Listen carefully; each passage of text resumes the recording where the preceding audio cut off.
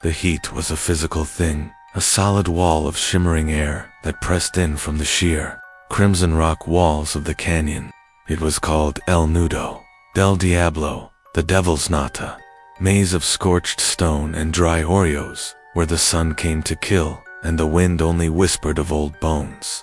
For the wall she was leaning against was the only solid thing in a world that had dissolved into pain, fear, and suffocating dust. The rough sandstone bit into her back, a dull ache that was a distant cousin to the sharp, fiery bite of the hemp ropes around her wrists. Her hands were bound in front of her, the rope cinched so tightly her fingers were numb and purple. She was covered in a uniform of grime. Her simple cotton dress was torn at the shoulder, caked with the sweat and red dust of 3 days' hard travel. Her dark hair was matted to her face, and her cheeks were tracked with the pale, clean lines of tears that had long since dried. She stared at the ground, at her own bare feet, cracked and bleeding, and tried to remember what it felt like to not be thirsty. A shadow fell over her. She flinched, a small, bird-like movement. Pressing herself harder against the rock, Marshal Elias Kane sighed, a sound like dry leaves skittering over stone. He was a large man, broad-shouldered and thick, with a great grand black beard that covered a face etched by sun and time. He wore a heavy vest over a sweat-stained shirt, a dark hat pulled low against the glare, and a belt that sagged with the weight of a Navy revolver. He looked down at his prisoner, and for a moment, the iron mask of his duty wavered. She looked like a child, a broken doll tossed into the dust. She was 20, maybe, but the last 3 days had aged her a decade. "Just a little further, girl," he said, his voice a low rumble, not unkind, but heavy with weariness. Ilara didn't look up. His voice was just another part of the oppressive landscape. In the background, his deputy, a younger, leaner man named Stubbs, kicked at the dust with ill-tempered impatience. "She's slowing us down, Marshal," Stubbs complained. He held his rifle at the ready, his eyes constantly scanning the canyon rim above. "We should have been to Fort Sumner by nightfall." "We'll get there when we get there, Deputy," Kane said, his gaze never leaving Ilara. "A horse throws a shoe, you fix it. A prisoner faints from the heat, you rest him. It's all just part of the job." "She ain't a horse, Marshal," Stubbs spat. "She's a murderer, and she's worth $500. I'd just as soon drag her." Ilara's head snapped up at that, her eyes flashing with a sudden, hot anger. "I am not a murderer. Tell that to Silas Vance," Stubbs sneered. "Oh wait, you can't. You stuck a letter opener in his throat. He attacked me," she cried, her voice cracking. He was going to." "We've heard the story," Kane cut her off, his voice flat, but his eyes were troubled. He'd seen the bruises on her neck and arms when they'd caught her. They were the shape of a man's fingers. He'd seen the ripped bodice of her dress. He'd been a lawman for 30 years. He knew the look of a woman who'd had to fight for her life. And he knew the look of Silas Vance, the spoiled, vicious son of the wealthiest silver baron in the territory. But the law was the law. A man was dead, and she was the one holding the bloody weapon when the hotel staff broke the door down. Augustus Vance, the father, hadn't waited for a trial. He'd put up a private bounty. Wanted? Alive. He wanted the satisfaction of seeing her swing from a rope in the town he owned. Ilara had been on the run for 2 weeks. When Kane and Stubbs found her, half-starved, hiding in the ruins of an old mission now. She slumped against the wall again, the brief flash of anger extinguished, leaving her shaking with despair. "He was going to kill me," she whispered to the dust. He said he'd paid for me." Kane watched her for a long, silent moment. The sun was beating on his own shoulders, the heat relentless. He looked up at the sliver of blue sky visible between the towering walls. This canyon was a trap, an oven. Stubbs was right about one thing. They needed to move.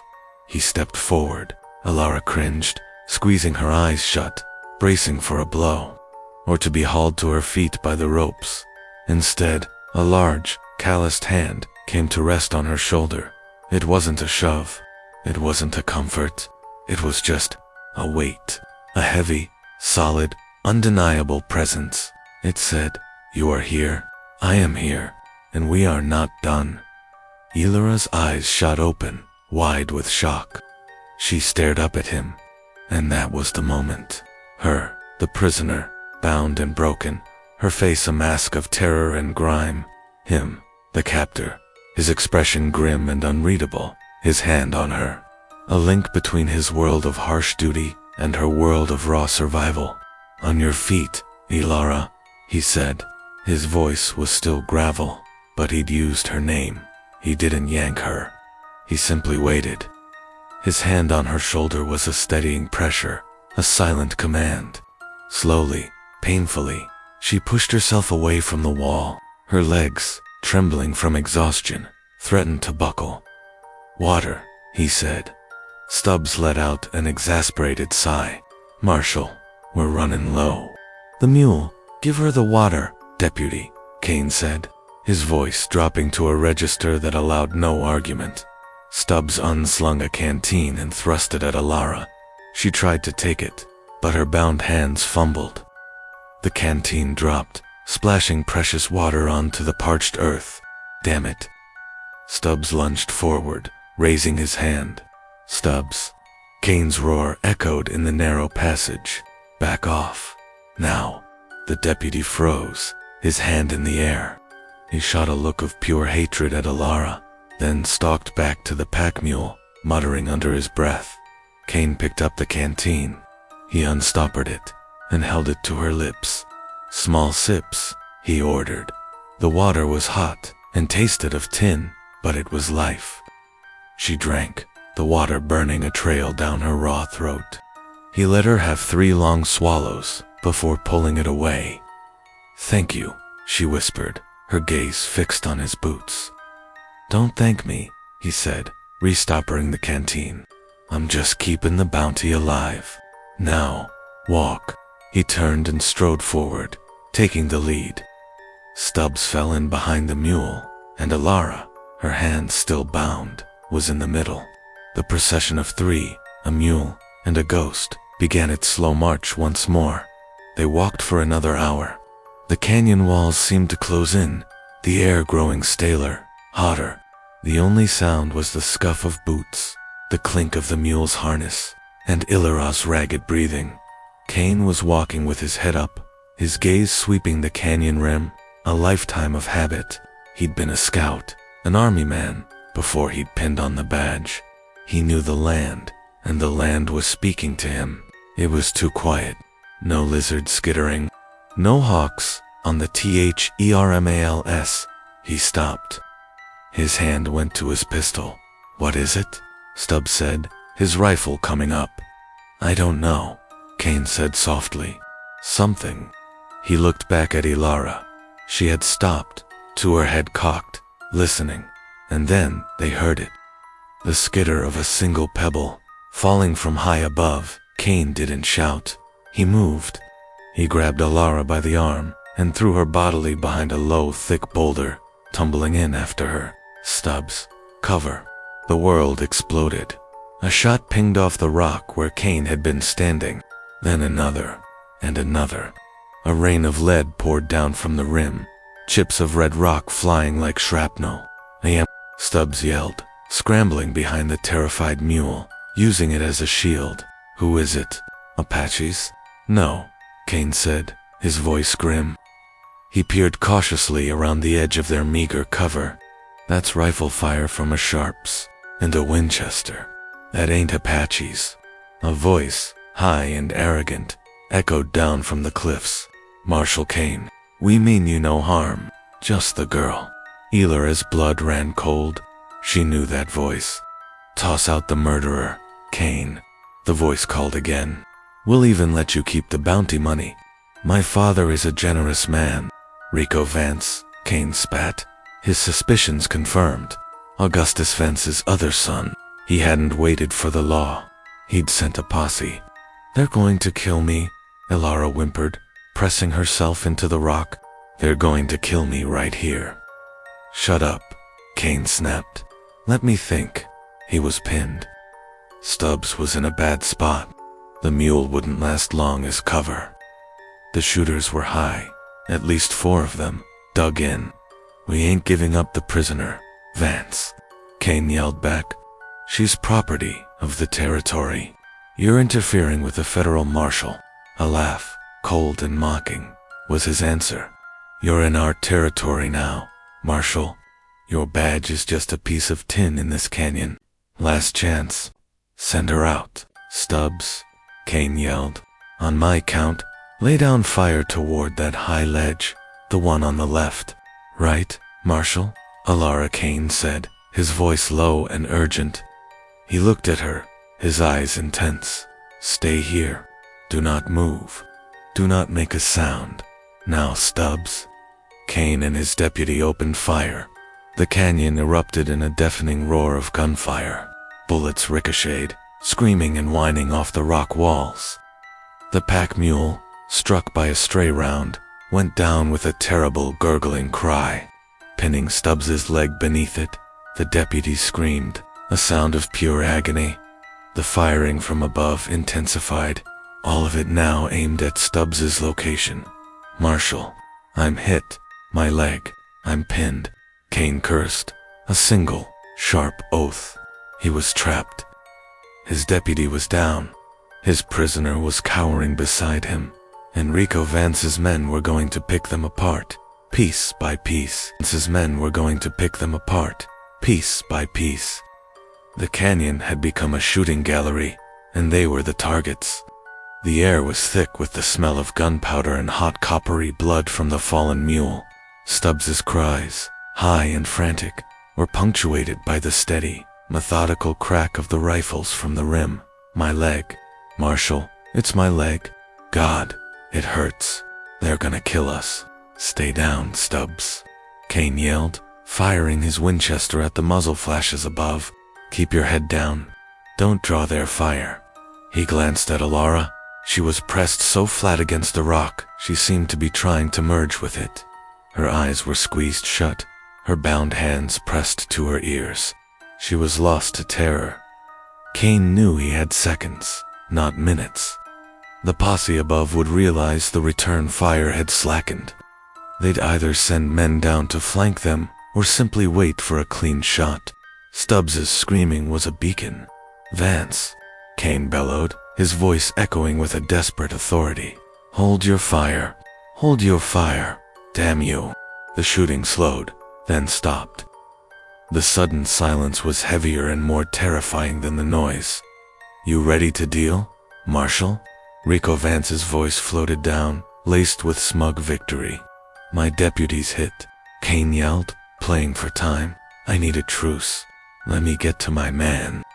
There was a moment of silence, then laughter. You think we're fools? We can see him. He ain't going nowhere, and neither are you.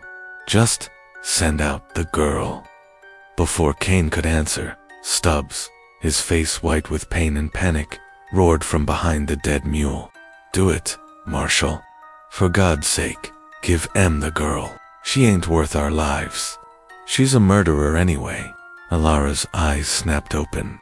She stared, horrified, not at the cliffs, but at the man who had, moments before, been her tormentor.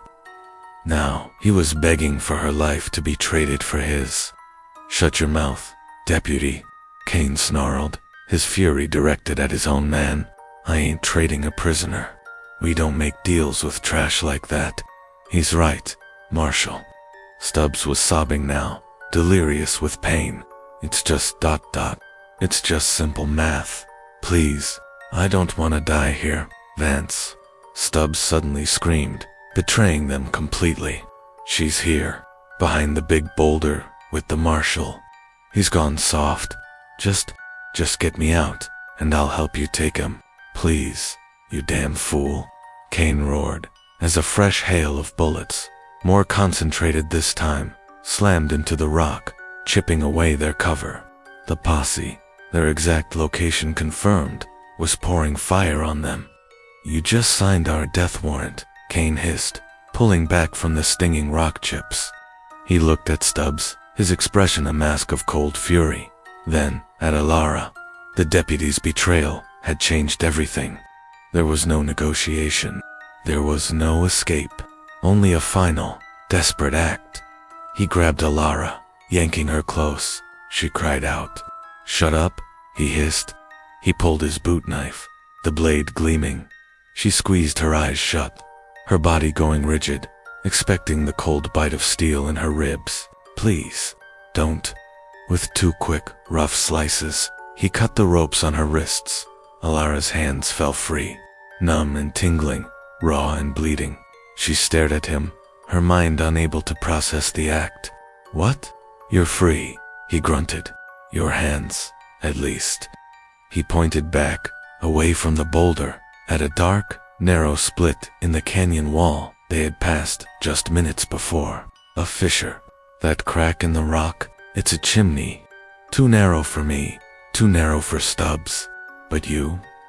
He looked her up and down. "You're built like a whip. You can make that climb." "Climb," she said, bewildered, "while they're shooting." "I'm going to give him a new target," Kane said, his voice grim. He checked the load in his Winchester. "I'm going for Stubbs." "He's my deputy," Kane said, his voice hard as the canyon rock. "He's my responsibility. I'll bring him in, conscious or not. That's the job." He looked at her, his eyes intense. "When I move, they'll all be looking at me. That's when you run. You run for that fissure, and you don't look back. You climb, and you get out, and you," she whispered, "don't you worry about me." He pressed his heavy navy revolver into her numb hands. "If you get to the top, and you find it in you, get high, get behind M. You've got 6 shots. Make 'em count. Aim for Rico, the one in the fancy vest. I can single quotes T. ... You did it once," he snarled. "Find it in you again. Now get ready." He didn't give her another second to think. He took a deep breath, chambered around, and burst from behind the boulder. Roaring a wordless battle cry, his rifle blazing. Now he'll run. She ran. Fueled by pure animal terror, she sprinted the 10 yards to the fissure, bullets pinging off the rock at her heels. The posse, shocked by the sudden charge, had split their fire. Half was on Kane as he zigzagged toward the mule, the other half on the fleeting shadow that was Ilara. She threw herself into the crack, scraping her shoulder, and began to climb. It was dark, cool, and suffocatingly tight. She climbed, her back against one side, her feet braced against the other. Her raw hands, just now getting feeling back, screamed as she gripped the rock. She climbed, choking back sobs, her world reduced to the next handhold, the next scraped knee, the next ragged breath. Below, Kane took a bullet in the shoulder, the impact spinning him around. He grunted but didn't fall, firing his pistol at the rim as he reached the mule. Stubbs was staring at him, his face a mask of shame and terror. You came, ... double quotes, Stubbs whimpered. "Shut up and pull," Kane growled, holstering his pistol and grabbing the mule's saddle. He put his boot against the animal's flank and heaved, the muscles in his back cording. Pull together, they moved the dead weight just enough for Stubbs to drag his crushed leg free. The deputy screamed, but he was out. They were both exposed, with only the dead mule for partial cover. The posse on the rim, seeing their prey in the open, let out a whoop. "Fire in the hole, boys," Rico's voice echoed. "Let's finish M." It was then that Ilara emerged at the top. 10 agonizing minutes later, her lungs burning, she pulled herself over the rim. She was behind them. She saw them. 4 men, prone, focused on the scene below, taking careful aim. They were 20 yards away. One, wearing the fancy, embroidered vest, was Rico. He was laughing. Ilara's hands were shaking so badly, she could barely lift the heavy revolver. "Aim for the center. Don't think..." She brought the gun up, using both hands, just as Kane had shown her. She pointed it, not at a man, but at the center of the fancy vest. She closed her eyes and pulled the trigger. The boom was deafening. The recoil slammed her back, her wrist aching. She opened her eyes. Rico Vance was on his back, a dark, spreading stain on his chest. He wasn't moving. The other 3 men whirled around, their faces masks of pure shock. They saw her, a small, dirt-caked ghost, holding a smoking pistol. She pulled the trigger again. The shot went wide, and again, but it was enough.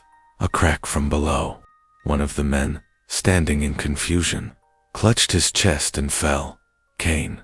He had used the distraction. The remaining 2 men, their leader dead, a ghost behind them, and a demon below, broke.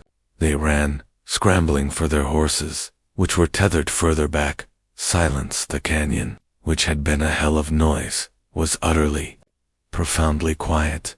Ilara stayed on the rim, the heavy empty pistol dangling from her hand. She was trembling so hard she had to sit, her legs giving out. A voice faint, from below. "Ilara girl, you alright?" I'm here," she called out, her voice a reedy whisper. Good girl." Kane's voice drifted up, strained with pain. "Now, see if you can find a way down. The easy way." It took her 30 minutes. When she reached the canyon floor, Kane was propped against the dead mule, his shirt soaked with blood from his shoulder. Stubbs was beside him, weeping quietly, trying to fashion a bandage for the marshal. Ilara walked toward them like a sleepwalker, her eyes vacant. She held out the empty revolver, but dash first. Kane took it, his left hand fumbling, and holstered it. He looked at her, at the blood on her hands from the climb, at the 1,000-yard stare. He looked at his living, shamed deputy. He nodded, once. "You did good," he said. They camped in the canyon that night. Ilara, her hands shaking, helped Kane set Stubbs's leg. Then, using strips of cloth from a dead man's shirt, she bandaged the marshal's shoulder. He'd passed out from the blood loss, but his breathing was steady. They rode into Fort Sumner 2 days later. Kane, pale and strapped to his saddle, led the way. Stubbs was tied to his own horse, his face a mask of pain and shame. Ilara rode the bay mare, her hands unbound. Kane marched them into the marshal's office. The town marshal looked up.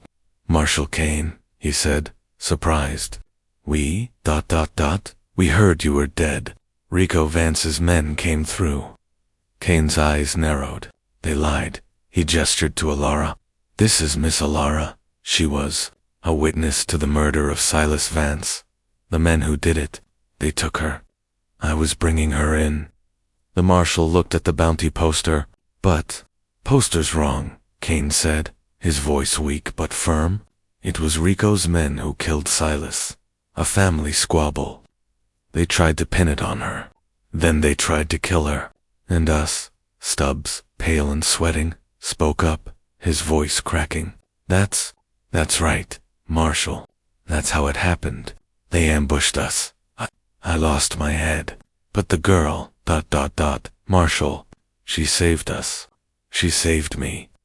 He wouldn't meet Ilara's eyes. Ilara stared at Kane, her heart hammering. The Fort Sumner marshal, faced with the unified, if pained, report, tore the bounty poster from the wall. "Well, I'll be," he said. "Augustus Vance, framing a poor girl. We'll have to send a wire to the governor." Kane, leaning heavily on the desk, turned to Ilara.